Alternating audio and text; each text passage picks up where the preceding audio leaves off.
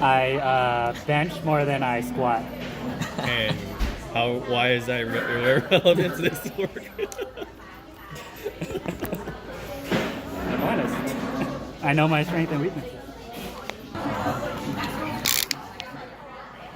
Alright, Tim. How do we want to introduce it? Freaking what's it called? The camera's not even on my face, but yeah. Hi, welcome. This is our 10th episode, live cast. Well, not really live cast anymore, but here we are at T Station representing the Asian culture. This is our 10th episode, and how are you guys doing? Good. Yeah? Tired? Yep. Alright, let's get this over with. Got a popcorn chicken. There you go. Alright, well, since this is just going to be like a social just meeting or whatever, we're kind of going off a little off topic for anime. I'm going to just do random stuff. So, the question I brought to the table is, what's your guys' take on global warming? Good. Shaky. Oh yeah, that was bad. Shouldn't have done that. I'll edit out. Global warming, I think we should call it global climate change. Because calling it global warming just causes more problems. Because then you have this argument where it's like, oh, it's getting colder over here. Like, oh, global warming. You know, in like probably 30 more years, the temperature, or even the temperature, is gonna get hotter. It'll probably be like 100 something over here, and then like in colder places, it'll get like even more colder. Like just like our generation is taking it for granted because we're not working towards a better, how do you say it? Like a better, like bettering the future. Instead of looking at like the how we're gonna survive towards the future, we're just thinking about what we need now, you know. And I think as global warming, we're just taking it for granted, you know. We take global warming for granted? Like to be able to get rid of like all these factories and everything that's like shooting out the, what's it called, like polluting the earth and creating. You guys believe it, right? Like the pollution that we create is the one that's the cause of global warming. Do you believe that? I feel like there's a factor, but I don't think it's the sole cause of it. Because let's say we pollute for like 100 years, right? And then a really big volcano erupts. Yeah. And it just like, it puts our like pollution to shame, pretty much. But would you see that before we had like any kind of pollution or anything, the Earth was pretty much at like equalized? No, it wasn't, because before the Industrial Revolution, the world was actually really hot. It was hotter before. Okay. Like temperature and CO2 levels were way high. Okay. And then like cars didn't exist then, like what caused that to happen. So I think like the Earth does have its, you know, cold and like hot, based on like, you know, the scientific research. But I feel this issue, like the global warming issue, is a global issue, right? Yeah. And it needs a global solution, so you can't just pinpoint it to one or two things. And that's where it gets really political, because since it's a global issue, it's really easy to blame it on one or two issues, thinking that it would fix the whole, you know, global problem. Yeah. So I've been debating global warming since like high school, and it got to a point where it's like, it's just a meme now, right? Like there's so much evidence that doesn't support it as well, and we waste so much like money trying to solve global warming, like the seawater, right? How they spend, I don't know, millions throwing something into the North Atlantic by Alaska and just wasting all that money and don't even know what they did with it. What was that? The thing that they did? It was trying to like promote the freaking algae to girls. What was it? I don't remember. Should have paid more attention to seawater. Yeah, I don't remember.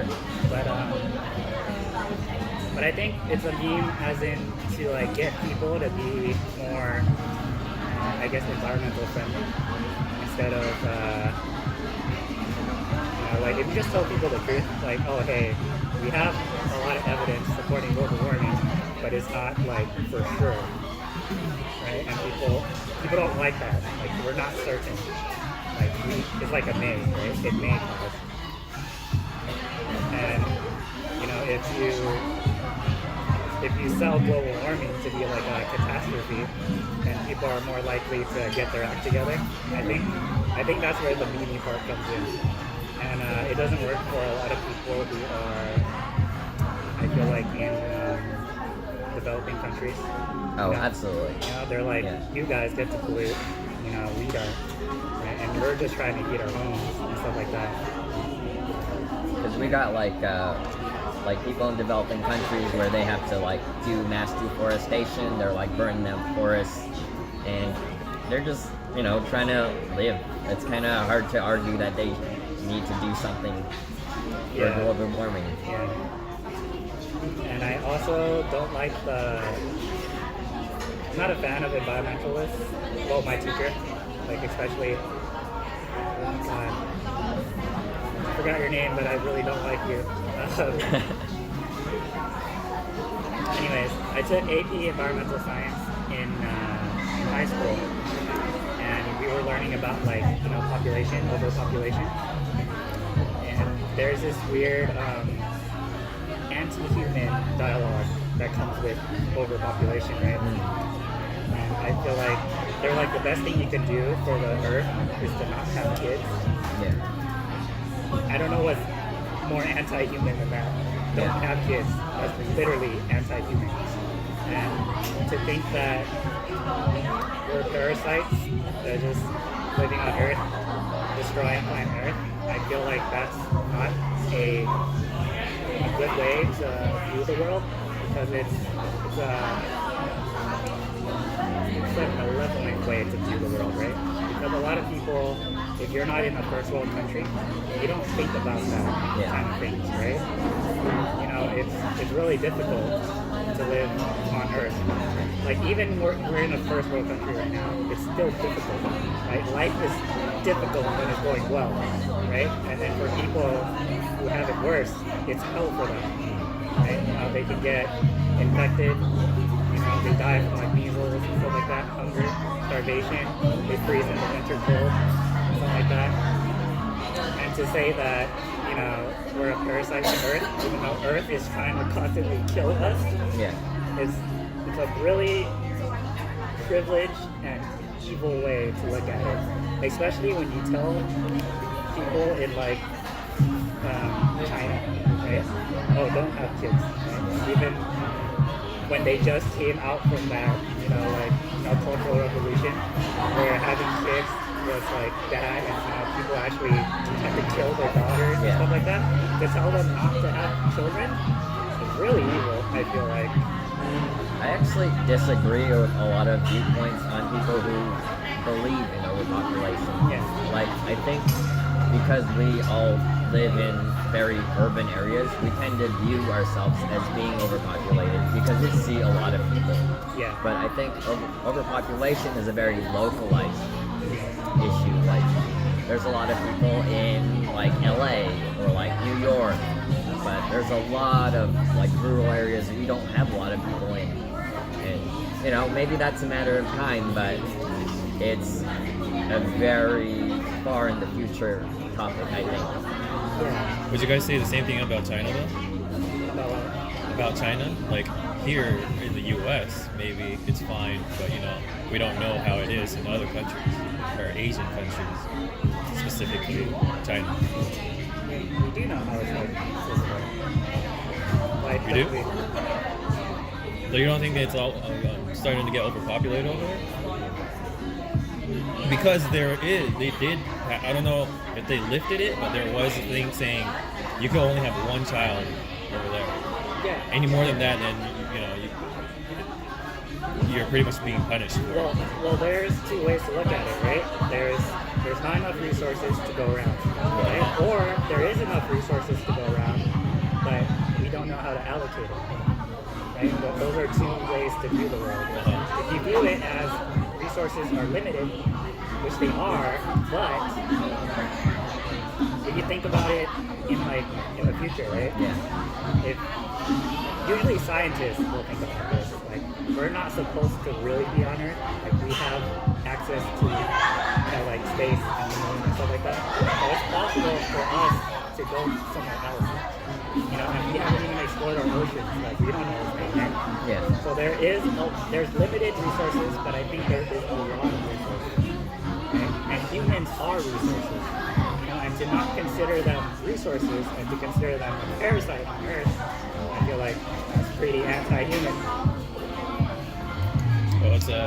I think like in terms of the spirit in China, like yeah, there is overpopulation, but to the fact that they don't know how to allocate the resources, so when they need time, right? And the only way they can allocate the resources is to cut down population, which is a good way. Because you're not really being anti-human. You're being like, this is like what we could do. I also generally think like that's kind of like a bad way to deal with overpopulation anyways, because if you tell people, hey, don't have kids, like who are the people who are going to listen? Like the well-off, the educated, the people who are likely to follow the rules. Those are the people you are telling not to have kids. Like, and so you're just, the people who are gonna have a lot of kids are gonna be like the people who are poor, people just generally not well off, and probably are gonna be living above their means. There's this, I guess this assumption that wealthy people don't have kids. Yeah. But I don't think so. I think wealthy people have kids, lots of kids. It's the people. I think there's a threshold. There's the upper right? middle class that don't have kids because they're stuck. Right? Yeah. They're not rich enough to have a bunch of kids, and they're not poor enough to justify having a bunch of kids, so then they have no kids. There's like a inverse bell curve, right? Yes, it's there still is. like really old, really poor people that have a lot of kids because they view really having rich. kids as being prosperous. Yeah. And then like the middle class is like, we kind of feel poor and feel like crap, so we're not going to have kids. Exactly. And then the like massively rich are just like, we do whatever we want. We're gonna have a Basically. bunch of Yeah. kids, like Trump family. A bunch of kids. That guy's a meme. He's just a meme. Well, he's been a meme forever. Apparently, he copied Nixon's quote. A lot of Nixon's quotes. Sorry. And then he's very enthusiastic Enthusiastic as well. of Nixon and what he did. And then because we have like this new social media that everyone's getting into or is into, he uses that to raise his popularity. That's pretty smart. At the same time, see how stupid we are as a society. I think just media in general is just not great at all. It's a great way to knowing something like real quick, news and stuff. But I really don't think it's a way that we should be going towards in the future. It's a different time. And I know I was born where if something happened, you would see it on the TV, and there's a lot of people who didn't have TV or didn't have access to those kind of reports. You know, you had to rely like on the paper, which will be out in like 2 to 3 days, maybe like fastest. But until then, you wouldn't know anything. Yeah. So, in a way, it's a great thing that we have all these stuff that we could get instantly. You know, to know everything instantly. But in terms of we being sucked into that whole media bubble, we're relying too much on it. I don't really like it. On the whole, do you think the like social media and like the internet has been positive or negative for the humankind? There's I'd say it's both in a way, but I think there would be more negative than positive. On top of my head, probably like there's a lot of positives too, because of the internet. We're able to advance more in technology. That's like on top of my head, but you know, I think we just kind of not look at the negative. You know, when it comes to information, it's a good thing to always know more. Yeah. But I don't think right now, currently, it's about information, but it's more of showing off. I think there's a lot of people that's on like social networks and everything, or relies on social networks. And what they don't know, or like the people that's in their class, it's fine. But the people below them, if they see that, they're unaware that they actually are not leading, but have effect on, like a negative effect on them. There's a lot of people who gets depressed or has depression because of that, or anxiety, because they're not living up to that kind of lifestyle, you know? Like, just for example, there would be like the Instagram models or the fitness, you know, like those shredded dudes. And you see that, and yeah, there's some people that'll get motivation off of that, but there's also people that'll see it and be like, oh, well, obviously the right answer is you could probably do it too if you actually put work to it, or what. But there's people who will be depressed or get depression because it's like, oh, they have like all this good luxury life that they're not having. And you know, that I just think in terms of like a negative way, that's a big problem, or a big issue, especially like on Twitter as well. If one of your friends that's like the same age as you is like, oh, I have a family now, I have kids and everything, and then if you're still single or you barely have like a girlfriend or anything, you're just like, what am I doing with my life? You know, that kind of stuff is, I think it's a big impact on the human emotion. So yeah, that's my take. It's a little crazy, isn't it? Like, there's so much like speed of information. Like, we're seeing a lot of things on the internet now with social media, but it's mostly just like people don't share like their negatives. We only see their positives. I like that. Like, it's hard to know like how people got the way they are, like getting ripped, when we don't see their negatives. We don't see like how much they work. We just see the end result. But then there's the easiest one, it would be like the workout one, where they actually show like the before picture and then the after.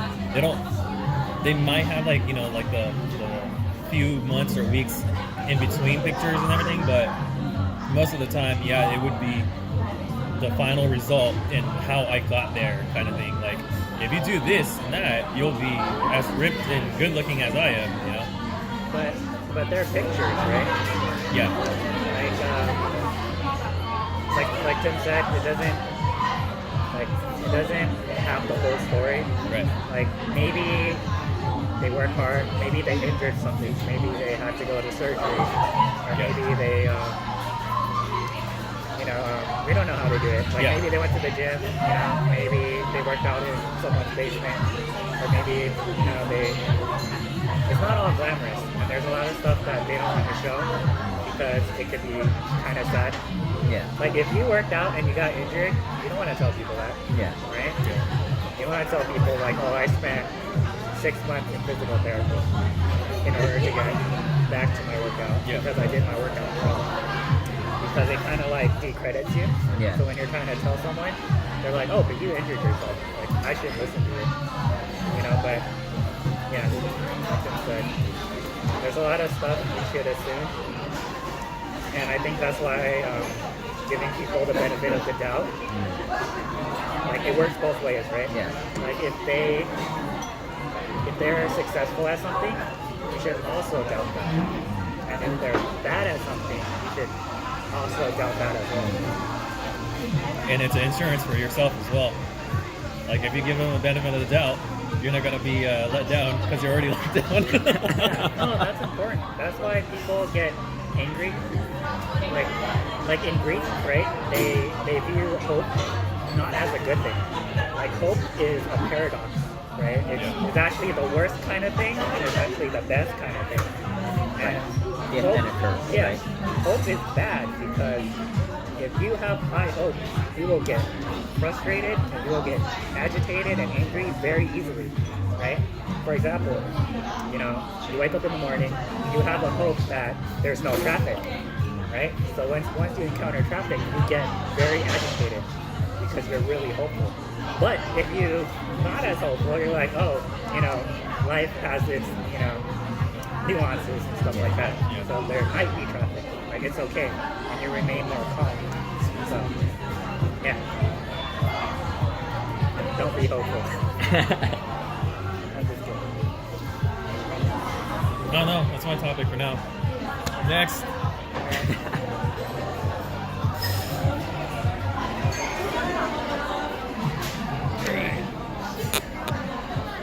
You can just switch seats to. Oh really? Yeah. I don't want to play musical chairs. It's musical chairs. Musical chairs. Hi, nice to meet you. I am Tim. Hello.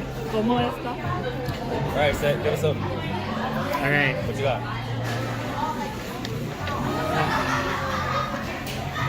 How about?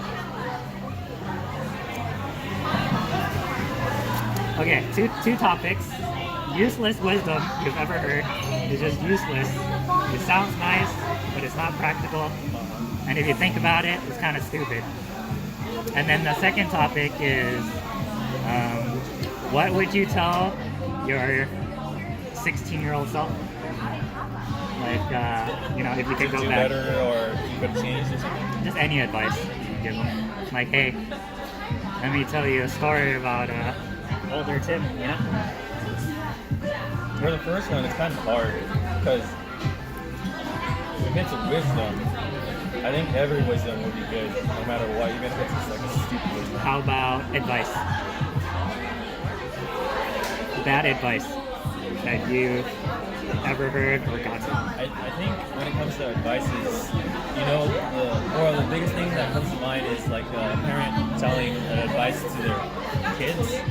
Like, let's just say, for example, if it's like an infant or they barely know anything in the world, the parents can say, oh, don't mess with the stove because it's really hot. They're not gonna know that, or they're just gonna be like, oh, okay, that must be dangerous. But still, they don't know until they actually, you know, do it themselves, get burned, and then they get injured, and then it's like, okay, now I understand that this is bad. And what my parents are just trying to tell me is that there's a lot of things that hurt, but yeah, they just want me to not get hurt. So until then, they're not gonna know. So those kind of advices, yeah, I think. Hey, it's like since we're born or since we're kids, we have those kind of advices.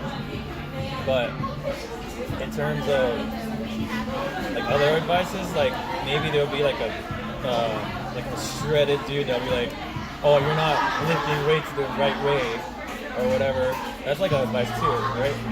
Like, yeah, well maybe I'm I'm not targeting that part of my workout or something, you know?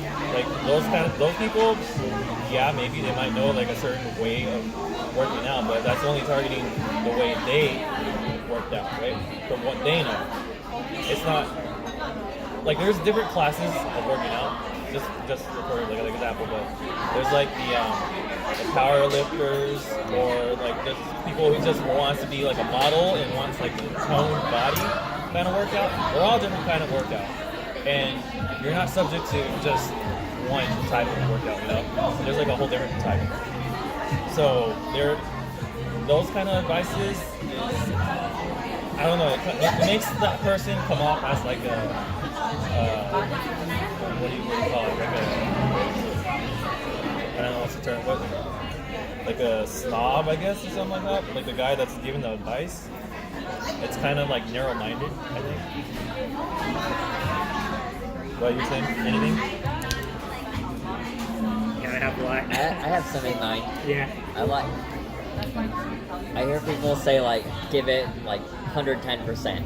You know, makes no sense. Mathematically, Yeah. makes no sense. Yeah. You gotta give 110%. Yeah. And also, it just like doesn't work, right? You can't just like go through life just like powering through everything.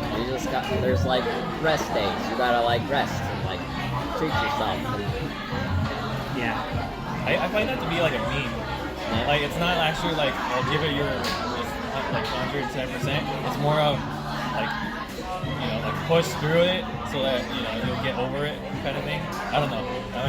That's just my take for it. If someone says like stuff like that, I'll just be like, okay, you just want me to work like harder so I can just get over whatever hard work I'm doing right now. You know? Or I don't know. That might not be the case, but that's just how different people take that kind of advice. You know? Or yeah. I think the one that's hilarious is just walk it off. Just like walk it off. That, like, I don't know. It's just like a meme for me.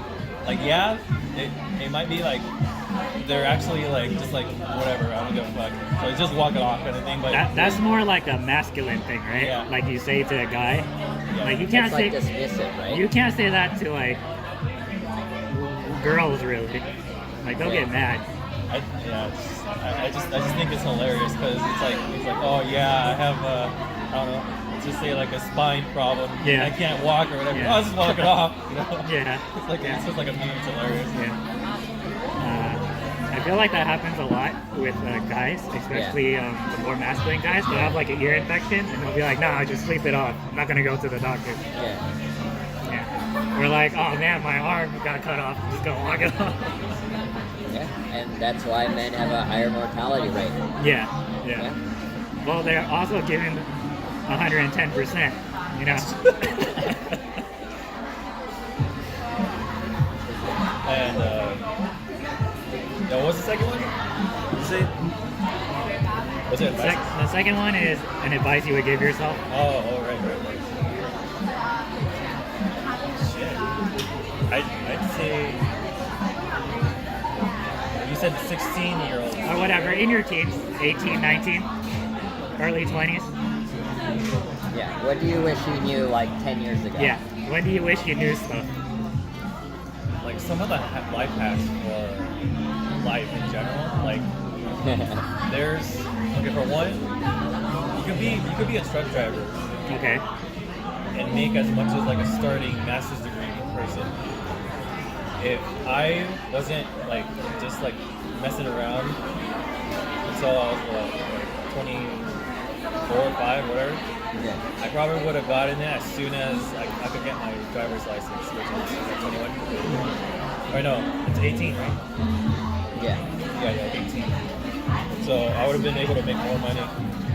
And then I could have probably, if I was driving at 6, 7, or 18, that means probably by now I'll be able to figure out, or be going, upgrading myself to a better job or whatever. Because right now it's just like saving money, and then now it's pretty much like time for me. So yeah, I think advice-wise, time if I started something earlier, it would have been a lot faster.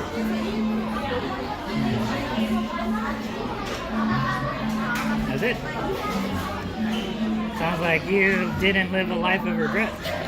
Yeah. Again, pretty much, yeah. Now I'm kind of regretting it.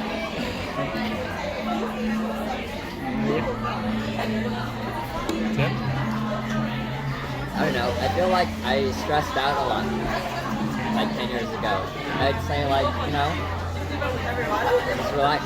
It doesn't matter that much, I pretty much got to where I am by luck, so, you live and you learn. You mean in general or like the school? I mean, after school I spent like 3 years looking for a job, and like the way I found a job was by like going to community college and like just meeting a dude who helped me find a job, so, Yeah, you can go to university to be a nobody. That's the best advice I would give to myself. You know when they have representatives of like a graduate to go to like high schools and to speak in terms of like future. Yeah. What would you say like to the kids? You should treat those kind of people as salesmen. Because they are. Because right? they are, right? And because they're trying to sell you something, you should really question, is it worth it? Yeah. Because we've been brainwashed to believe that it's worth it. Like that's what you have to do. And the more you believe in that route, the more painful it will become when, it doesn't pay off. Right? You'll be more bitter and resentful, definitely. So that would follow the what you said, advice that you would give to people, maybe to yourself when you're younger, but also people that's like younger than you. It's really hard to be able to talk to myself. You kind of have to like put yourself back because you're, biologically and physiologically unable to think about the future until you're 25. That's just how your brain is wired. So for you to give advice about the future for yourself, it's not gonna work, right? So you have to say it in a way that kind of like teases their dreams or whatever they had at that moment. Just like kind of like push their belief system a little bit. I think for you didn't really waste your time because you had very memorable ambitions, right? You wanted to be like in a band, I remember. You wanted to bartender. That happened. You wanted to like draw or something, or tattoo artist, right? You had ambitions, which is good, right? Women find that attractive, and I think they weren't fruitful because you didn't have supportive friends. You didn't have an environment that supported you to do that, because none of your friends wanted to do that, like your close friends, and you didn't get into an environment that let you, fulfill your dreams. So I wouldn't say that, those things were bad. I would say my advice to your younger self would be, Tim, you get some new friends. Like that would be some better friends at least. So to get more friends? Get some better friends. Better friends? Better as in like, That's interesting. Because like, I guess like all my friends do like similar things to me. Like I don't know if I would have thought of that. Because most of your friends are introverts, right? They don't want to do anything, right? They're very shy. They're outspoken. They don't want to do your podcast. They don't want anything you propose. They'll say no, or they'll think is dumb. And that's not the kind of people you want to be around because it doesn't fit your personality. Like you can have them as friends, but you can't do anything with them. And that would be my advice to your younger self. And then back to what was I saying?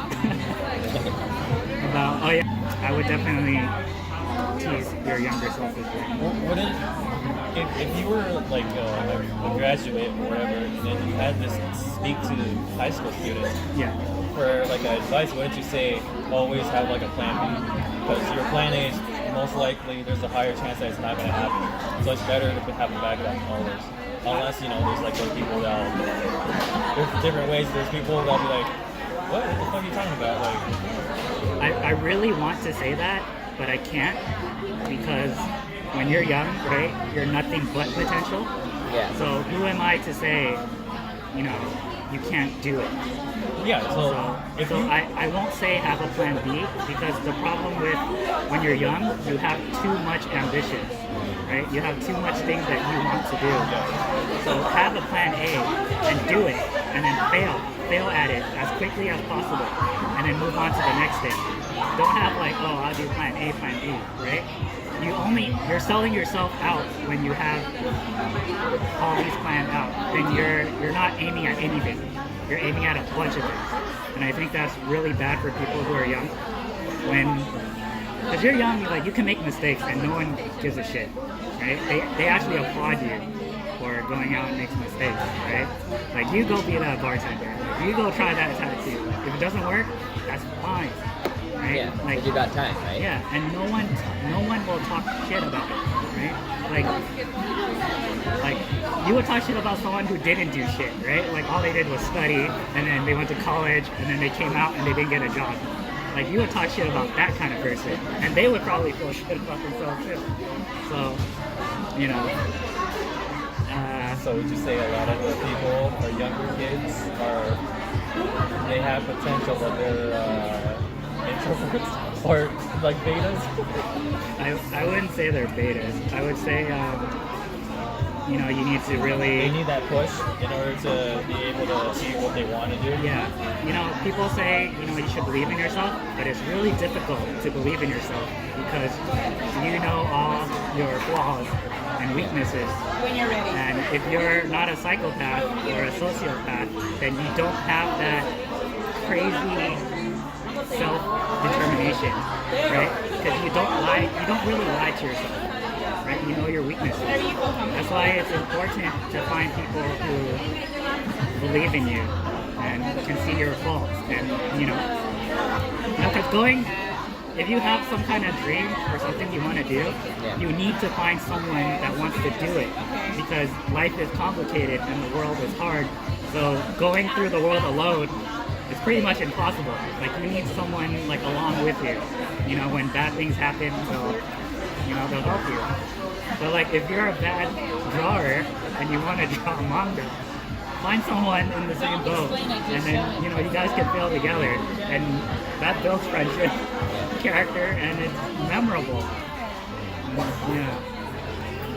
But I mean, if you're all for it, and then your friends don't do it, but you still want to do it, definitely should just go for it. Yeah, and I'm not saying like obviously it's less load for you yourself, Yeah. you know, because you're not going through this hardship on your own. Yeah. So it's better, obviously, to have someone else that, you know, shares that kind of same passion. But, you know, if you're really striving for it, I think you should just go for it regardless. It just takes the courage to be able to make what you want to do to an actual thing. Like, for example, shit. I forgot. Holy shit! I just like blanked out. Yeah, sorry. Go ahead. Yeah, I blanked out. Oh man. But yeah, like you said, you have time, right? Time is more precious than anything. So you're saying is like failure is not really danger. It's like dragging your feet and not like really pursuing your passions. That's the true danger. Yeah, and definitely having too much aim. Like people who are high in openness, they want to do a lot of things, right? They want to be a singer, you know, they want to draw, they want to be an artist, you know, they want to like be a YouTuber or an Instagram model or a cosplayer. Those are so many things that they want to do, and they really have to like pinpoint one of them and and it's impossible for them to do that because they're so creative. So then they have to like get into like a circle, like a community, and that helps narrow their focus down. Yeah, and then you have the other type of people, the people who are introverts, or like low in openness, right? They don't want to do any of it, right? And they just want to work, and they want to save up money, and you know those people run the world. Right? They're the people in the back, you know, they keep our waters clean, you know, they run our blood tests, you know, they fill out our prescriptions. So those people are important, and my advice for those people, you know, is, yeah, definitely have, I wouldn't say have a plan B, but I would say to like, you know, pick an occupation that makes you strong in a way. Like don't just pick something that pays good. Right? Pick something that helps you get through life. Right? That's why people admire like doctors, pharmacists, and lawyers, because it makes you a strong person. Right? Because being any of those professions, or a plumber or electrician, right? Those people, it takes on a lot of responsibility, right? You have to take a lot. Like, school is responsibility. You have to wake up on time, you have to go to your midterm, you know, in the rain, or if you have a headache, doesn't matter, you fight through it, right? You adopt responsibility. And the higher up you go, the more responsibility you take on. And that's where the meaning is. Because if you have a lot of responsibilities, you don't have that weird thing where like you think too much about life, like that can really kill you. Like just thinking too much. Like if you contemplate all the time, like, oh, what could I have been? Or what could I have done? It really messes with your soul. And if you have, especially if you're high in consciousness or high in conscientiousness, and you want to have, you know, an occupation that keeps you occupied, right? Because life is going to be painful. You want to have something to distract you. And knowing at the end of the day, you did some good in the world. Ignorance is bliss. You're a fucking idiot. You're like happy as fuck. Because you don't have to worry about anything else in the world. Oh man, I wish I could say that. But then it's also expensive to be stupid, so That's true. I can't really agree. I think it works most of the time, but it doesn't work every time. Do you have like, I don't know, you said pick a profession that makes you strong. Do you have like, what exactly is that? So I spoken to a lot of like, you know, the people in from like refugees. They like moved here and then they have nothing, right? Like they live in like a 1-bedroom apartment with like 5 kids, no beaches, hamburger. And every time I speak to those type of people, they always tell me to, when you pick something, pick an occupation that makes you strong. What they mean by that is you pick an occupation that takes on the most responsibility that you can handle, right? That's number one. Number two, you take an occupation that can help as many people as possible, and that's number two. And number three, you pick an occupation that can support yourself and then as many people in your family as possible. And those three will make you strong. Right? It makes you strong financially, emotionally, and socially. Okay. That's cool. All right, Tim, your turn. Wanna play musical chairs? Is that you want to stay over here? Now let's just do like this view and that view. Oh yeah. Oh. Oh my god. There's too many. I'm really tired. That's really cool. You want some eggs? Huh? You want some eggs? Damn. Is it good? Yeah. I haven't had this one. Oh god. Let's talk about Is that capturing both of you?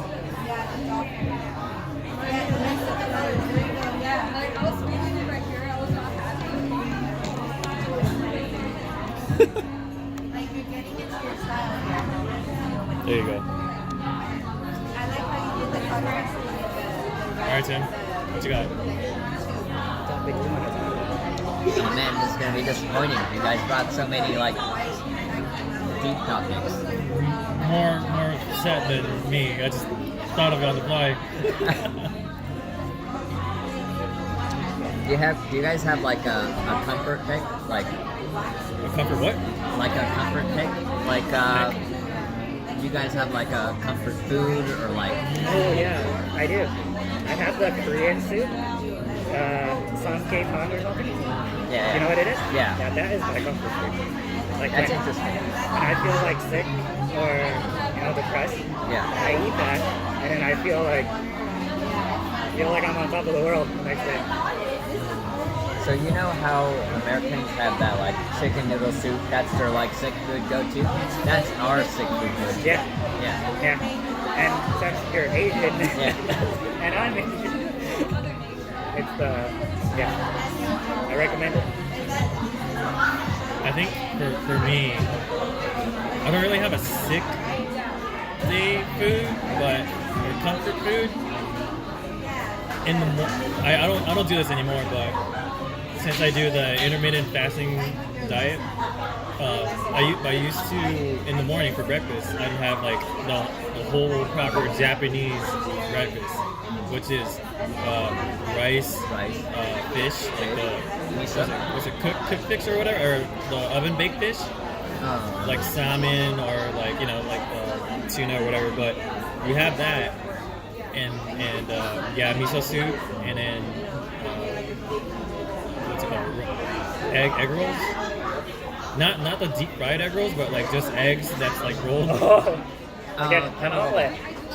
Kind of like an omelet, because omelet's just like you're folding it, but if you fold it like a lot and then you cut it in pieces, that would be an egg roll. It's just not deep fried, But you'd have that and some fermented soybeans. In Japanese, it's called natto. But once I have that, I feel like I could start my day. Like my whole entire day would depend on that, the breakfast. And then from there, my mood would be like uplifted or just like mellow or whatever. It's weird how like food defines everything. Like it makes or break you. I think.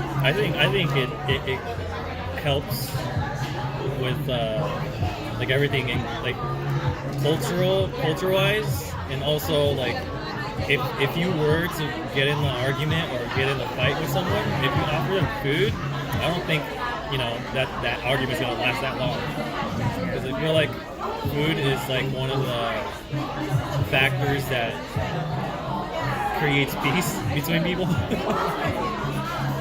Yeah, or drinks. What I like about food is technically you're always starving to death, and when you eat, it just resets the timer. So then, like, that's kind of like a nice way to think about food, like a chance to not die again. So you're kind of like being reborn again every time you have a meal. That's why when you have a meal with people, it's like, oh yeah, we're all resetting our timer together.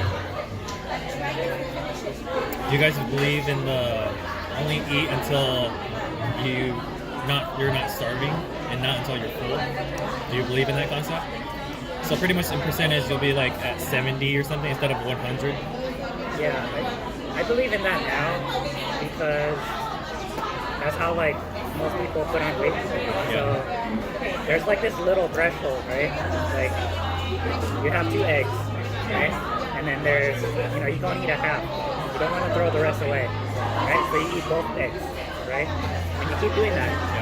And then, you kind of like build up this tolerance where you can handle 2 eggs now. So then you put on a little more fat, and then your body now needs more energy to like move around that fat. So then, maybe 2 eggs is not enough anymore. Maybe it's 2.5 eggs. And it keeps going on and up and up and up. And then, it has catastrophic effects. So I would say eat what you need, right?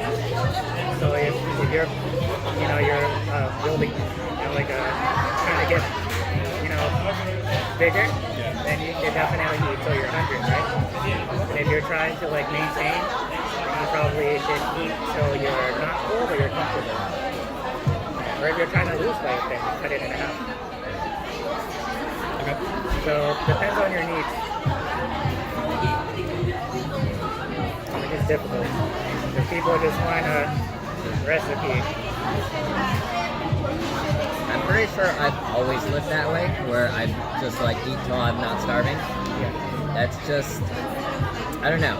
I guess because I like didn't grow up with like a lot of stuff in our house, so like we just, I don't know. I just have never really ate till I was full. Like it's become a thing where I can't really do it. Like it makes me feel like really full. It makes me feel bad actually. Yeah. Well, it comes down to the fact too, like if you had parents that would like beat the shit out of you if you didn't finish your food, then you would most likely, you know, up that calorie limit. Yeah. For me, I was always wasting food. My mom would cook me a big portion, I would only eat half of it. Right? And then I would throw it away. She would just beat the shit out of me, but I didn't care. Yeah, I was really like, Ladies and gentlemen, that's how Asians are so skinny. yeah.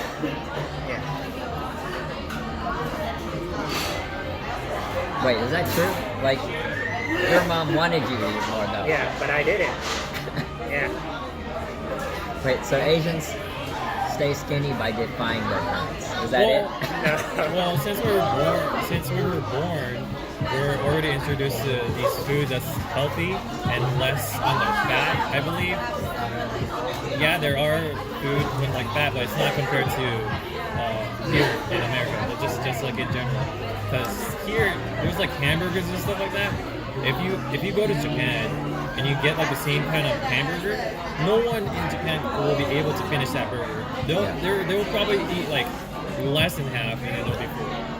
I feel like in Japan you have variety because if you go to like 7-Eleven, like you can have a healthy option. Whereas in America it's a little bit harder. Like if you want to eat healthy, you know, especially at night, it's really hard because every place is closed and there's only these fast food joints that are open and Denny's, which is like the worst. And a business plan would to open a nice alternative, like a to-go Asian place, with boba. Well, you have the idea, but you got to put it into action. Yeah, I need money. You can take out a loan. Yeah, $1 million, a small loan. Do it. Okay. So, what in terms of comfort food, what about you, Tim? Like, what did you have? I've never really had comfort food. Like the original question wasn't really about food to begin with, because for me, I've never been a picky eater. I've never really had a favorite. Like for me, my comfort is like having a routine every day. Like I like sleeping at the same time every day, waking up at the same time every day, and that actually brings me a lot of comfort. Yeah, that's another way of comfort. Predictability and stability. That'll bring anybody comfort. I don't know in terms of like a daily routine, but I know someone that's not able to stick with the same schedule. Like they have to have some sort of different variety in it. Like for example, me, I'm able to have the same exact food every day, and I won't get tired of it because I know it's good. And yeah, I might get tired of it, but I know it'll keep me healthy and give me enough energy to function. There's a lot of people out there that'll say, no, I can't deal with that. I need a different variety in life. So they can't stick with the one thing. So if they're doing a workout or a diet, it's kind of harder for them to be able to follow that diet because they can't handle that routine, the same constant routine. So would you guys think, or how would you be able to conquer that? Because there's different types of food, obviously, that does different things, but kind of does or gives you the same kind of nutrients, right? But there's that certain point where, obviously you could go through like the whole entire food chain. But if you get tired of that, and then you like kind of get tired of all the mixing and stuff, like the different ways of cooking and everything, then you're just gonna hit that wall no matter what. Is there like a remedy for that? I think so. I think that's the benefit of getting older. Like, even though you trade your potential, right? You trade it for maturity. And having a ritual and, you know, rituals are pretty much conscientiousness, right? You do things in a certain order and in a certain way because it has predictability. And you want that, right? And that's beneficial. So a remedy would be you start small, definitely, right? You pick something that you can do and that you want to do, right? So let's say you can't wake up at 8 a.m. every day. Let's say you can't do that. That's fine, right? Wake up whenever the hell you want, but make your bed every day, right? Well, are you willing to do that? Like, no, I'm not willing to make my bed every day. And I'm not willing to wake up on time. Okay, fine. Then write about why you're not willing to do that every day, right? When you do that, you'll kind of see that you're kind of stupid, and then you'll want to fix it. Or write the benefit of making your bed every day or waking up every day. Right? Weigh out the pros and cons, and that should change your life a little bit. And start small and then keep increasing. Like, okay, I can't eat the same thing every day, but I'll have a glass of water in the morning every day. And then keep building up until you have something. And really creative people, they can't eat the same thing every day, but over time, they will have predictability, right? They'll have eggs on Monday, and then the other Monday, they'll have toast, and then the other Monday, they'll have oranges or something. So there is predictability in terms of variety, because they're creative. But they train themselves to be, you know, like high consciousness. So I think that's the benefit of getting older or more mature. Wouldn't you say that you need a motivation in order to continue and that sort of stuff? And I really hate that word, that motivation. It's a really weird word. Like, it's really tricky. Like, or that, I guess, that push to be able to. I say you don't think about it, you just do it. Just do it. There's people that needs a reason to do it. Yeah, a reason is different than motivation. Okay. Right? So find your reason. Find reasons to not do it. Like, that's often better. Because people who are adamant about change, you know, they don't really figure out how disagreeable they are until they write down the reasons why they don't want to do it. And if they have good reasons to why they don't want to do it, then they'll find, like, they'll narrow their view on what to do. Right? And for people who want to do things, they don't need more. Like, I already know what I want to do. But it's a lot harder for people that to have those sort of like push or ideas, you know. Like they come from like an environment where, you know, everything was like handed to them and then it was given to them, so they'll be like, okay, yeah, I'll do that. And then it's up to the other person to give them what, I guess not what they want, but it's just someone else telling them. Yeah, that's the moment you realize that you become an adult. Yeah. When you know that no one knows what's good for you except yourself. So that's like the epiphany of it. Like, you go to a medical doctor, you're like, oh shit, you know, he's not God. He doesn't know shit as well, right? He's just a doctor. He went to medical school, could have gotten a C, you know, and then he's a PCP, which is even worse, so he's not a specialist. And then when you have that realization that even medical doctors can't help you, only you can, it's kind of like, oh hey, you're an adult. Same thing goes for, you know, no one's going to tell you what to do. You have to find out why you should do it. And you have to work really hard at finding out the reason why, right? Or the reason why not. I feel like it's better to find out the things you don't want to do, because those are more apparent, right? Like, I don't want to clean shit from the toilet, right? Okay, fine, that's good. I don't want to, you know, handle your, you know, like, okay, that's good. You know, I don't want to count pills at a pharmacy. Like, keep doing that, and you will find out that, oh, hey, you know, I'm willing to be a plumber, even though there's shit. You know, you find that compromise.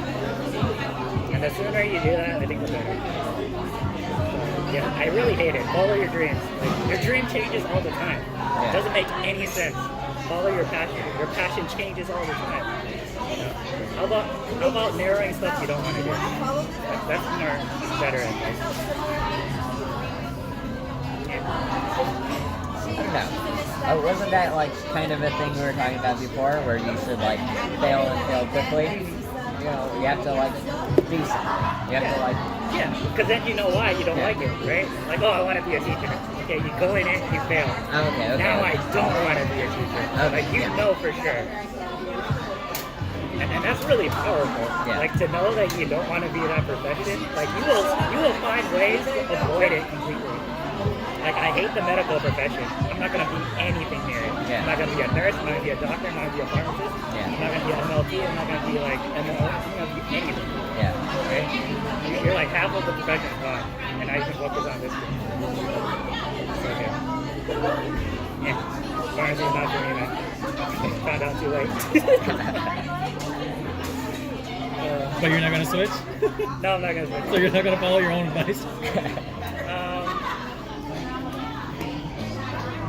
It's more like I'm in too deep. Okay. I'm in too deep. I'm not gonna be a retard. Okay. You're making some compromises. Yeah, I have to make compromises. Like, it's my fault, right? Because I was too stupid to, like, failure to make the proper sacrifices. Yeah. Like, you pay for it, right? You don't get to not have sacrifices. And if you don't pick the sacrifices you want, life will pick for you. And that's what happened to me. Right? Like, you know, I should have been an engineer, but I majored in pharmacological chemistry as a meme. And then I paid for it. Yeah. And I accept it. So that's good. I personally don't think it's too late. I think there's other things you could be doing, but Yeah. Yeah, it's not too late. When doing like a profession, especially as you're older, it's not about if you like it or not. It's are you good at it and are you competent? And can you do it without it like tearing your soul? Like if it doesn't kill you, then you know you should look for ways to be grateful. Like even though I don't like my job, I'm still grateful. Like you know, okay, I can still help patients even though they hate me. Like, how long does it take to check my prescription? You know, they'll be like, an old lady suffering, you know, knocking on the window. Where's my meds? Where's my meds? It's like, you waited this long anyway. You waited 60, 70 years for to get your meds. You can wait a couple, 5 more minutes. Yeah,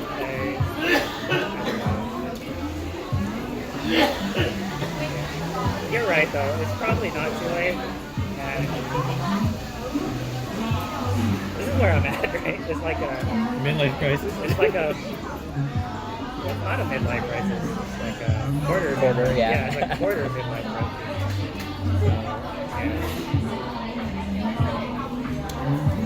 Just know that there's like 50, 60-year-old people that just begins going to college and like change the profession or wants to do something. That would be midlife crisis. Potential. That's midlife crisis. How do you protect yourself from that? What do you mean? What? Like midnight crisis? Yeah.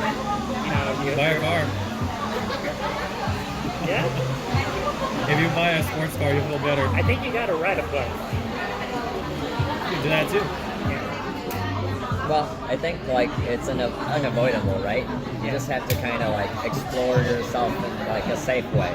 Run a full marathon. Because people change, right, with age.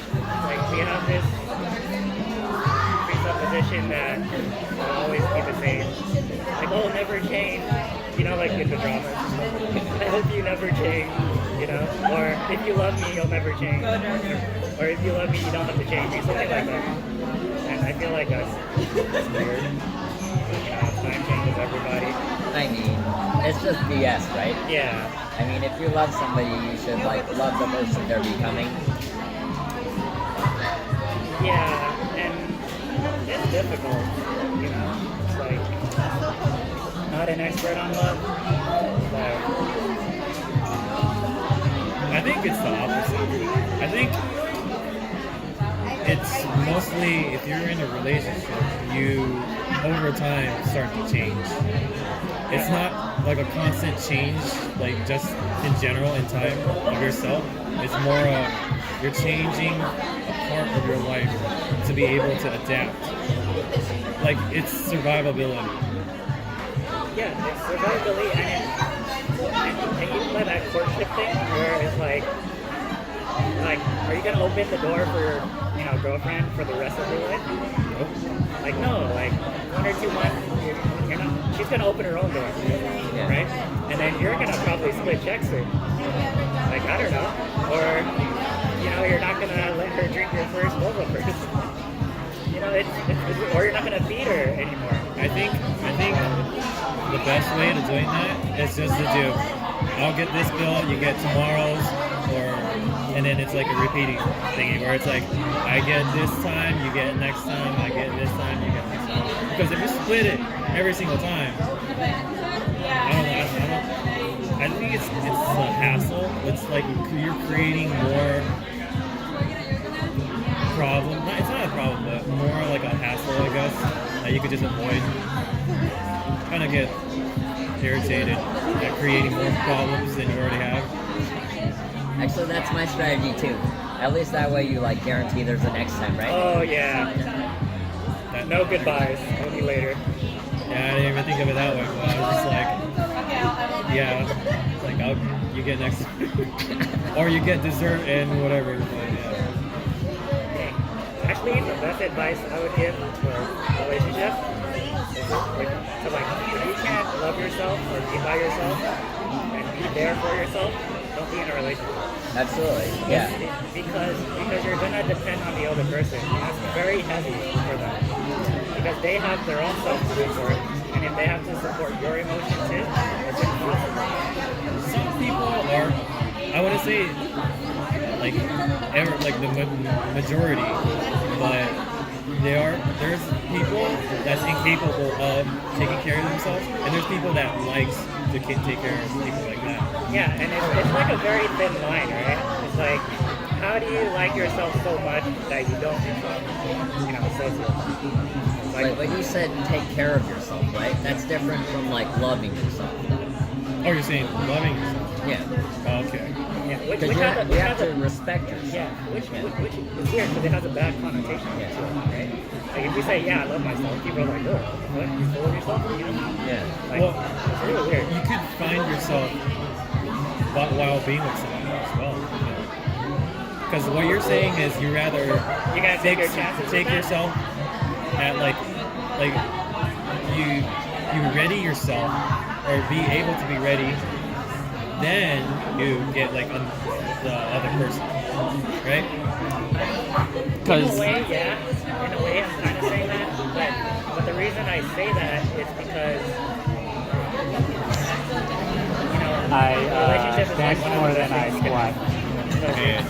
And why is that relevant? Because it's lost its meaning. So it's something that is very meaningful to your life and our relationship.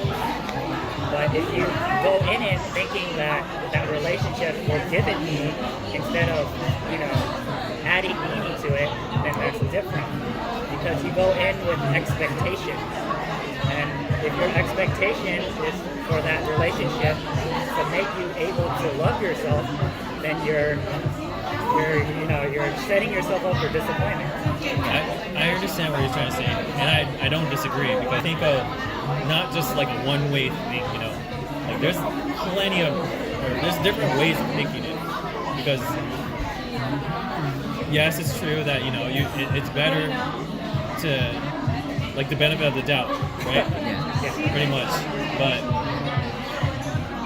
what you have to think is there's people out there who can't find themselves until they see like another person and how they do things, and then how they're able to they need some like idolization, I guess you could say, or something to look up to.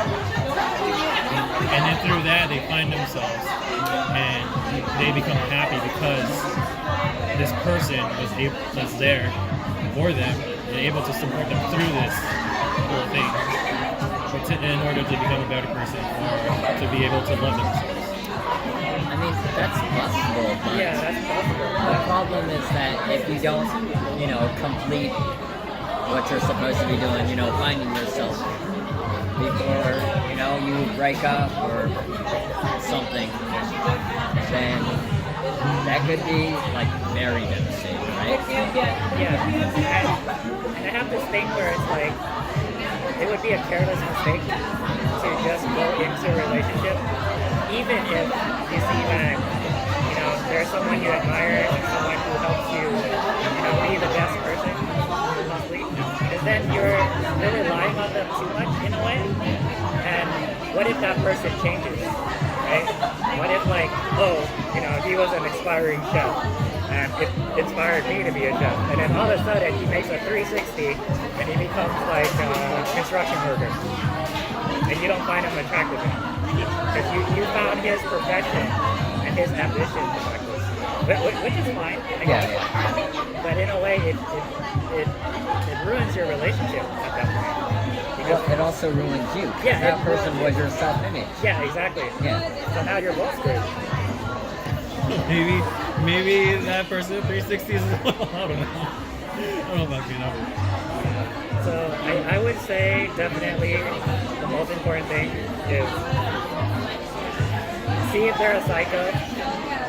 Crazy is fine, but go take a psychopathic test together, online, and then take a personality test is really important.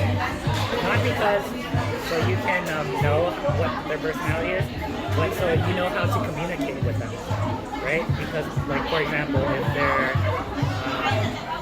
high in openness, right? They want to, for example, go out, take pictures, and stuff like that. And if they're, if you guys are complete opposites, it's really difficult, right? Because then you're not going to understand each other because you value different things in two different extremes. So then you can't compromise. And, well, you can, but it hurts. It's painful to compromise. And you do that multiple times in a relationship, you're going to have resentment and bitterness. For sure. So find someone that fits your personality so you can communicate with them and then you can negotiate without, being bitter. An example would be, that openness thing. So, like Tim, I think is openness. He's pretty open. Yeah. So if you have you're pretty open. No, in terms of what? Your personality. Oh, just in general? Yeah, like you're down to meet new people. Like you can talk in public, or you like drawing or art. You like going to concerts, watching movies. You ask me about anything, I probably know it. Yeah. Minus medical shit. I fucking hate that shit. Yeah. No, like medical stuff and science stuff. Those aren't openness stuff. Those are high in conscientiousness. Like you spend a lot of your time sitting, reading. No, okay, well, yeah, there's that, but just in general, I don't like blood. Like, if I see blood, I probably faint. That's how, bad I am with medical stuff. Yeah. Or, seeing, intestines or whatever, it's just too disgusting for me. Okay. Even talking about this is I kind think of that's giving a me lot of shivers. people, yeah. I think that's a lot of people. Oh, okay. Except me. I just eat sugar free. Yeah, I mean, there's, people that doesn't care about it. And then, I think if you see enough blood and you see enough surgeries, it kind of You get used to it? desensitizes you, and you get used to it. Yeah. That's why nurses, they can see diarrhea and shit, and they don't. It's normal. They see a lot of bad stuff. Yeah, they see a lot of terrible stuff. Yeah, so if you have a girlfriend who's very introverted, she doesn't want to do anything, so it's hard to negotiate with her. Right? It's like, hey, let's go out and watch that movie. It's gonna be like, fine, so she loves you, right? But it hurts her. over time, she'll be like, no, you go on your own. Yeah, and it hurts you because you want to be with her. Yeah, you wanted right? to hang out together. Yeah, you wanted to hang out. And so it doesn't work. Yeah, Yeah, you're talking in general, not pointing at me. Yeah, I'm talking in general.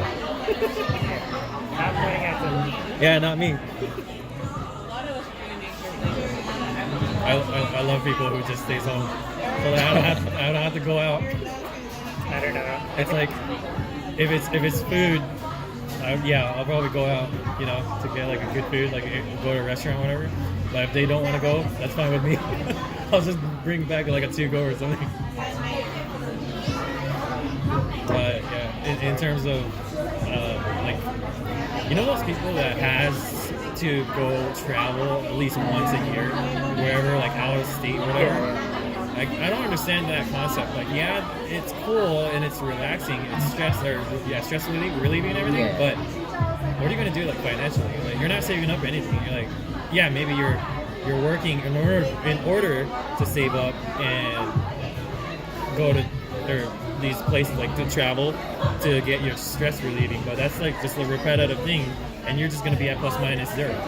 Is what I think. You know what's crazier? It's we live in like an Instagram kind of culture. Yeah. Like people will take more trips, not for the trip, but for the Instagram photo. Now, yeah. So it's crazy, right? So any business you open now, you have to have something people can take pictures with, right? Like some stupid wall with wings, or like a sculpture of some cute little thing. Yeah. Like people will go not for your drink, but for that photo. I'll give all the Instagrammers an advice. You could just put up a screen on your desktop or your laptop, and then just like have like your finger or whatever like on it. Like, you can have like a selfie or phone or whatever. You know what I say to that? If they were smart enough to think of that, they wouldn't be going to these places taking pictures. They would just be like, what's the point? Again, right? You only see the good things. Right.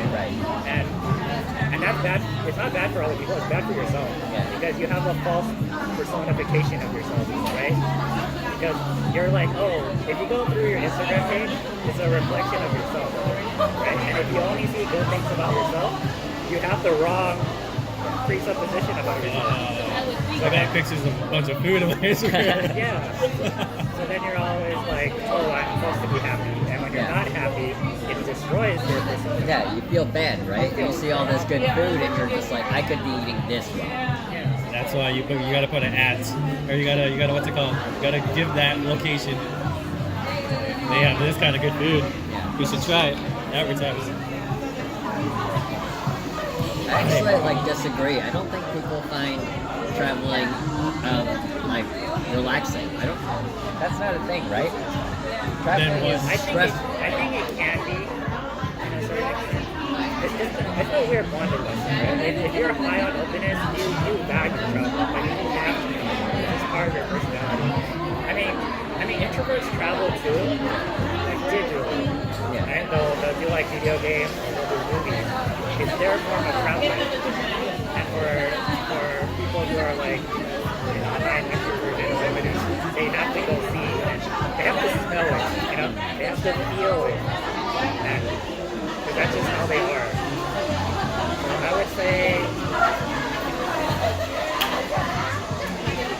would say you still have to compromise with your wife in a way. If she's that type of person, we're like, okay, maybe we won't go to, Japan every year, but we'll go to Japan every 2 years. I mean, if I had a wife at that point, I'm pretty sure it wouldn't be like, it wouldn't come to that. It would probably be like a person that actually could, or shares the same interest as me, So it wouldn't be like a... But it's impossible, right? If you find someone that has the same interests as you, it's not in all the areas, right? You're gonna have something different. That's why I'm single. Right? Or if you find someone that has the same interests as you, like everything, then you're just dating yourself.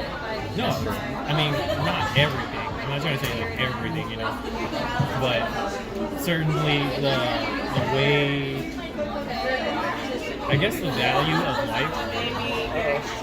That tricky word. Yeah. I don't like it.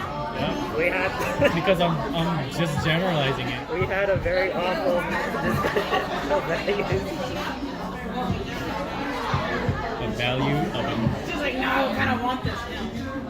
Mind you, I also Okay, well, think you okay. just can't like date someone who has all the same interests as you. Or Because expect them to, yeah. it doesn't, because you want to date someone who brings out the best in you, right? Yeah. So I think they should be different in like the ways that you think you should be. I might add that they bring out the worst in you too. That's actually really helpful. Also true, yeah. Because, but they help you fix it. You know? Because like sometimes like you love someone so much, Yeah. and then because we're emotional creatures, right? If they do something we don't like, it hurts us a lot. And then like we get angry or we yell Yeah. or we throw things, Yeah. and we're like, wow, I never would have thought I was able to do that. Yeah. You know, so they bring out the worst in you, and then I think that's really good because I don't want to say embrace the darkness because Yeah. it sounds kind of like Join weird. the Sith. Yeah. Yeah. It's more like make peace with it. I don't want to say it. Like acknowledge that it's there because it's useful.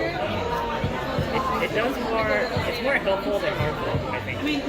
Because if you knew like you're capable of all these bad things and you don't do them, Yeah. that makes you a really good person. Yeah. Like a very decent person. Right? Rather than being like mindful and be like, oh, I'll never hurt a fly. I'll never punch a wall. Yeah. You know, I'll never cheat on my wife. Like, don't say that. Say I might cheat on my wife. I have that possibility, but I'm not gonna do it. Yeah. That's better. To be honest, if it's something that you can't keep, you might as well not say it. Like, But to say like you'll never do anything or you can't do it, it doesn't empower you. It empowers you. but I mean, for example, if you're already in a relationship and then you say to the partner, I'm not gonna smoke anymore, and then they see you smoking, like maybe like a few months later, then you're not keeping your promise. You know? So it's better for you to not say that you're gonna stop smoking. You know, you're just gonna say I'm gonna attempt to not do it. I know for a fact that I probably won't be able to. Yeah. So it's better to do that. That's different though, right? Because if you're a previous smoker, you know you're capable of it. You know that's your weakness. You're trying to fix it. That's a good thing. It's just But they have to know that you're trying to fix it. But you can't say that you're gonna stop. You know? Because that's putting like a thing where it's like you're gonna do it. It's like I'm gonna fold the laundry today, and then you don't do it, and you forget, and they'll be like, why the fuck did you fucking, you know? That's really difficult, especially for men. Like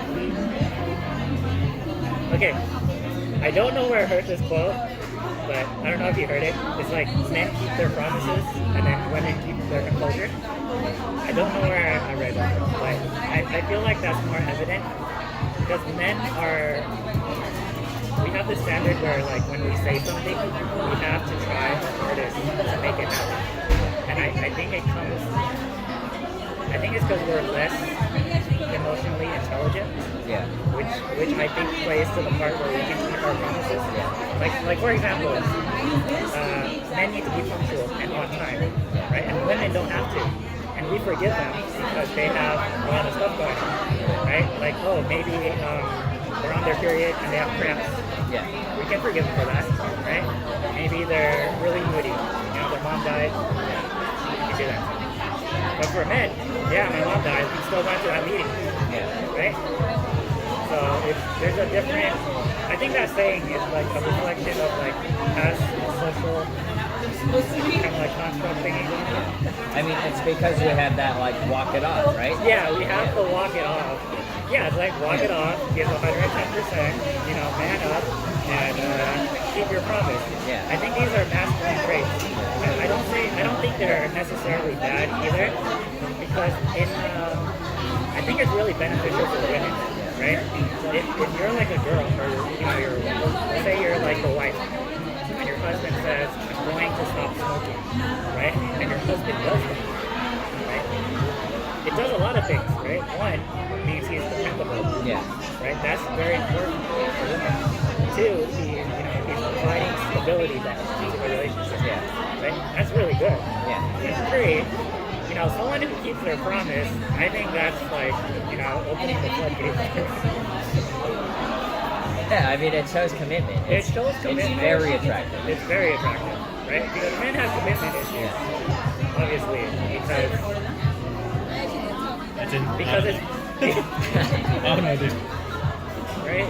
So in a way, I agree and disagree. I agree with Tim that he shouldn't say You shouldn't say. You shouldn't say I keep a stopped. promise that you can't keep. Yeah, you shouldn't make promises you can't keep. But you can't say things vaguely all the time, right? Like, for example, you're being precise in your speech, right? Like, you know that there's a possibility that you can't stop smoking. So you say, honey, I'm gonna try to stop smoking, but I, like, try, right? It's vague, right? There's no power in it. And then you say, what was your other example? Or say the trash. Honey, I might take out the trash today. Like if you keep speaking in vague like terms, then you know you're not someone you can trust. Okay, well, you're not always gonna be saying try, you know. Like if it's like taking out the trash or whatever, it's like right there, like right in front of you. But like I'm just saying, like those bad weaknesses that you say, or like the habits that you have that you're trying to fix, and you know that you're gonna be able to fix it like right off the bat. You know? Yeah, then I agree. You should be precise. Yeah. You're like, I'm gonna try. It's very difficult. Can't really promise you, but I can promise I will try my best. Like throw that commitment in there. You know? Yeah, but I mean, at that point they'll probably know. Yeah. You're a decent person that you know. If you've been smoking your whole entire fucking life and you're like, all right, I'm gonna try to stop smoking, they're gonna be like, okay, well that's like a start, right? And I feel like if it's like your wife or something, she'll forgive you. Yeah. I mean, because she knows you're a piece of shit, and you know she's a piece of shit, so. Fucking Ken's wife. They got in that argument where Ken's like, I'm gonna stop smoking. Because he said that. He used to smoke. So he said that, and I happened to be there. And then, he smokes right in front of her. No, he was smoking outside, and then she comes outside and then catches it. And then she's like, can you take, or she asked me to take her back home and then just leave it, right? So I was just like, okay, well, I guess because I know you and there's no one else that you know, that I'd probably take you home if you're angry at your husband, you know? But why the fuck do I gotta, like, you know, what's it called, like, list, like, after that she, like, talked about it, and then I was just like, why am I involved in this, you know?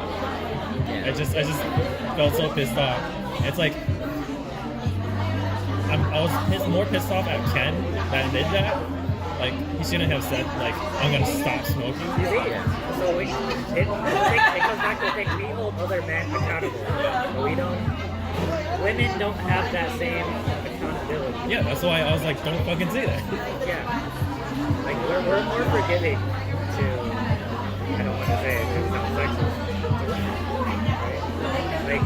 Like if you're pretty and you're cute, you can giggle and stuff when you do something wrong. But if you're a man, you can't do that. I mean, I don't think it's sexist for you to say that. I mean, we have a special like weakness for women. Yeah. That's not. No, women do that too. Right. Because they have that expectation that men will forgive them. And then women have that expectation for other women. Like at work, like if I get like a medication wrong, like, you know, like the whole store goes nuts. Yeah. Right? Like, oh, we're gonna get sued, you know, what the fuck are you doing, you know? Yeah. But if like a woman, like, you know, she just laughs at, oh, sorry, I misread, and everyone just laughs at her. And I'm like, I think that's a little bit like part like emotional intelligence, right? yeah. Knowing how to like fall back. I don't know, man. I think that's being sexist. I'm gonna be like, no, I'm a feminist. If you fuck up, I'm gonna fucking hold you accountable. No, they should be. I mean, yeah, you're right. Like it's. I'll probably. I think I'm the only person that actually does that. If someone fucks up, and if it's a chick and then she like laughs it off, I'll be like, no, that's not funny.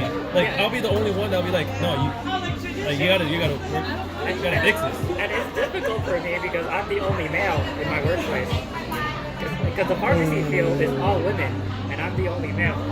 So then You're gonna be that guy. yeah, I'm it's gonna that be guy. awkward. It's that awkward. Yeah. So it's really difficult for me. That sucks. Like the only other dude, he quit. It just looks weird, right? If you like go about it the wrong way, you're gonna seem like aggressive. Yeah. I don't know.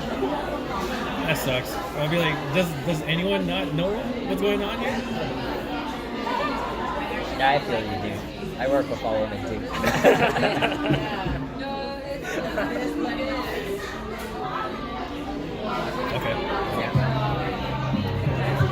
So you have another question on you, Tim?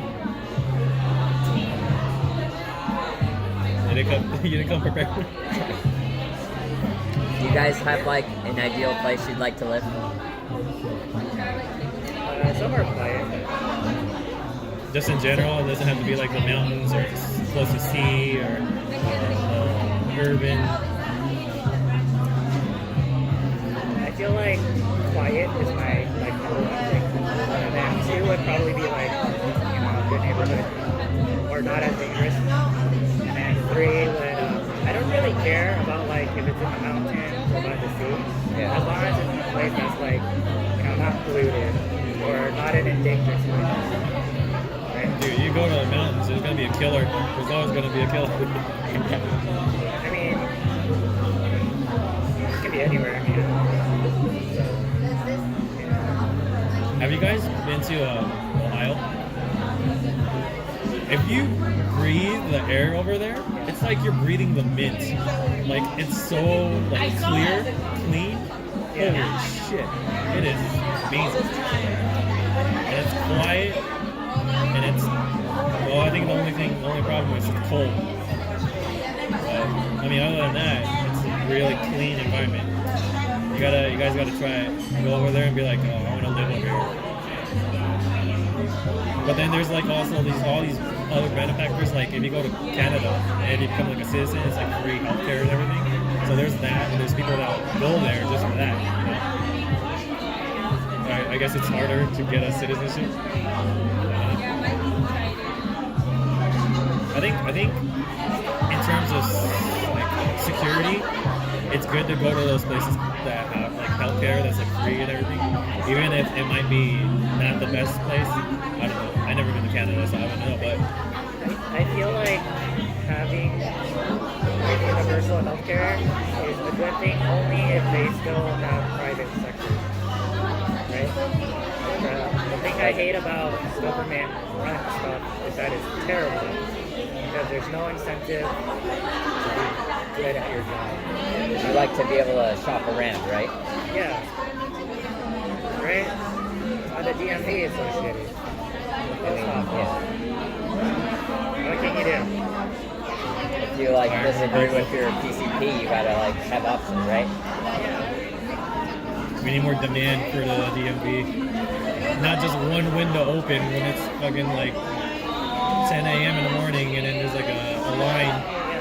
That's the problem with schools, right? Like you don't like your teacher.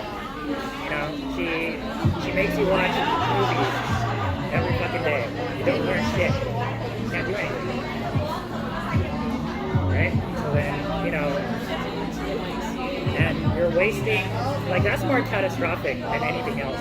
Because, you're in your developing years, you're supposed to learn stuff. And then you have this teacher who's not giving you, the tools you need to compete with the rest of the world. Right?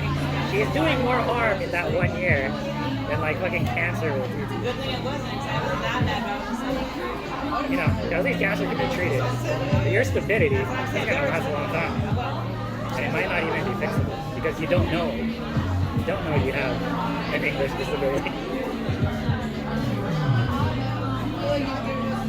But yeah. Go ahead. I hate public schools. So going back to the comfort location or spot, it would definitely be some place that you wouldn't stress out, right? Or like the downfall for that would be closer to your work, so you don't have to commute. Oh yeah. That's really important too. I forgot to add that. Yeah. Either work where I live, Or someplace isolated. or live where I work. But that would mean that you want to work at a place that's like peaceful, quiet. I don't. I want to live in a quiet place, but I don't want to work in a quiet place. But Because time doesn't move. Right? Like if there's music or if there's people talking, you know, time moves pretty well. But at the farm, complete quiet, right? So like it feels like an eternity in there.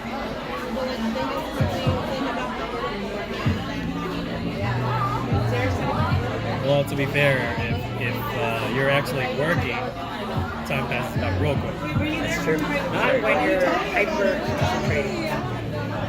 Right? Really? Yeah. When you're hyper concentrating, you know, it takes a lot of your energy, right? And then if you do that over time, you know, it really fatigues you. Yeah. And then, you know, at a certain point, you start like just being aware of everything else instead of like that. Because there's those times, like if you're playing like a video game or whatever, and you're like super concentrated on the video game, and then the time passes by, you're like, what the? Yeah, no, that's different because you're enjoying it, right? But you know, in like work, you're in like constant fear. You know, you have to check. You don't check because it's enjoyable. You like constantly look for errors to see if there's any.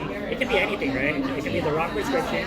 It can be, you know, fraud, a lot of fraud.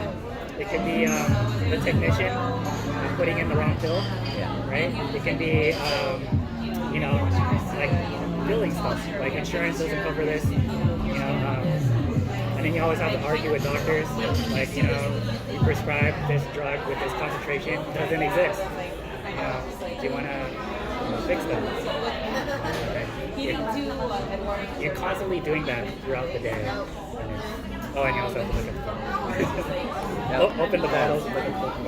I know exactly what you mean because at my job, the most stressful job we have is like making a superstar.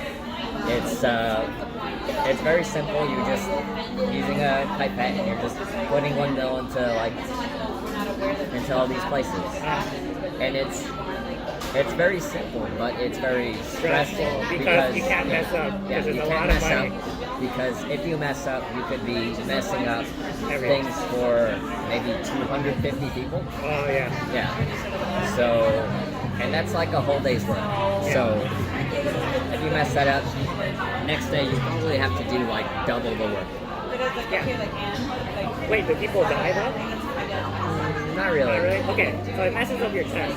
But if a pharmacist messed up, that person dies. Yeah. So you can't make a mistake. Your profession literally says you cannot make a mistake. So. I don't know if you guys want to do that. It's good money though. I feel like you still can make a mistake, but I don't know. Because like 7,000 people die every year taking the wrong medication. So someone's messing up all this Yeah, time. right? Oh god. But yeah, whenever we do that, it only takes like 30 minutes, but it feels like it takes Like an hour. Yeah. I mean, even OChem was stressful. And we're not killing anybody or messing anybody. Yeah. We're like, we don't want to do this again. We got to do it. I think, well, I don't know if this happened to you guys, but like when you're in school, time passes like real quick. Or did it pass real quick? It depended. Really? I think high school passed really quick. Yeah. Because I wasn't learning anything. I mean, it's just like a daycare. You just like hang out with friends and just like go to classes, just talk to people. Yeah, like even in my AP physics class, I was playing Mario Kart in class with my other classmates. And Michael never came to class. Still gotta be. Yeah. I just thought like every class passed by like real quick for high school. I guess. another reason why I hate high school is, you know, we're doing something for 12 years, and we're not a professional in anything. Like, how can you go to school for 12 years and not be good at anything? Well, That's so weird. to be I don't fair, think so. I think that's only here. In Japan, you gotta fucking work your ass off until you get to college, and then you're good. You should see all these fucking like kids that's like stressing out like at 6th grade or something. They're like, oh shit, there's like an exam coming up. I have to fucking study my ass off. I can't even like have fun. And then if you interview them or whatever, they'll say, I regret my youthful days. I should have went to America and like just like messed around and have fun and whatever. Enjoy my youth. Yeah, like that's the thing about youth too. Like, you don't have that forever. And youth is time. You know? It's like you heal faster, right? You have more energy. Fucking heal your wounds Yeah, faster. you heal your wounds faster. Yeah, you're like superhuman. Yeah, you're superhuman. You know, you don't get sick as much. And I feel like, and it's easy to learn stuff, especially when you're young. So it's a resource that young people take for granted because we were only supposed to live till we're 30, like our ancestors, right? So once they hit 30, they're dead, right? And then now we're just prolonging. Like there's this comedian, they're like, you know, the reason why, you know, our skin sags because we were supposed to die at age 30, but now like the devil wants us our soul, so he's dragging our skin down to the underworld.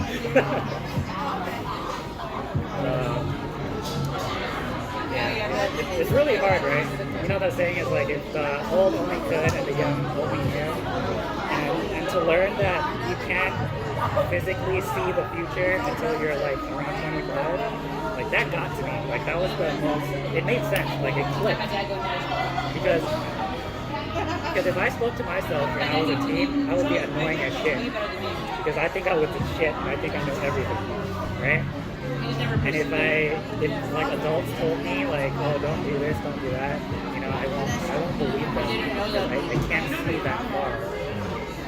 And I think that comes down to you haven't experienced as much pain and suffering when you're young, so it doesn't ground you in reality. So then you don't calibrate your life to adjust for catastrophes. And I think you start to do that when you're like mid-20s. You're like, oh shit, my mom might die, or someone I know is really sick, or I'm really sick. Like you start to adjust your life around that, and then you start to realize that, you know, no one has it good. Like, even good is difficult, right? Like someone who is well off, they have to work to maintain that, right? And they probably have someone that's sick, or they know someone that's sick, and everyone has that person. So no one escapes the catastrophes of life. But I think around mid-20s you start to realize that you actually don't know how your body functions until you're about the age of 35. That's crazy. There's like, they did studies saying like if you're gonna work out, you're not gonna know the full potential of your body until you're like 35. That's why we have like these super triathlon athletes that's like 35 and up. That's crazy. I think that makes sense because, again, part of adjusting for catastrophe is maximizing your strength, right? That's why when you're older, you eat at a certain time. And you notice like older people, they eat the same shit all the time because they calibrate for a catastrophe. Because if they eat different shit, like they might get diarrhea, they might get constipated, and it affects their work. So they compromise and they eat the same thing every day at a certain time. So they know, they have predictability and stability. And that gives them energy to do other things, right? Like be a surgeon. Alright. So yeah, just FYI, make sure you warm up before you do anything. Yeah. Or at least physical. Yeah, I mean mental too. It's just the thumbnail one, right? So what do you mean by that? Warm up? Mentally warming up to study? I know for sure that eating before you take like a big ass exam is good. You don't want to For sure. take an exam when you're sleepy and hungry. Yeah. I think there was a study too that they did. They made kids take exam when they're hungry, when they're not, and when they're not, their IQ was like 6% more or something like that. 6 or 4. Yeah, like when people think of IQ, they don't know that it fluctuates a lot. Right? It's different than crystallized IQ, right? Like that stays. But like regular IQ, it fluctuates based on like your environment. Like you're hungry, you're moody, like you're stressed out, and it's like 10 points is a lot. You know? That's like, college graduate and like fucking, assembly line worker. Like that's you in certain periods of life. Yeah, life is complicated, man. And it's paradoxical. Like that's the thing, right? Everything is a paradox. Life is enjoyable and painful at the same time. Okay. Well, with that, I'd like to end the live cast. Thank you guys for tuning in. Thank you guys for coming all the way over here. Oh my God. Tim, Ted, Yeah. appreciate it. All right, take it easy. See ya.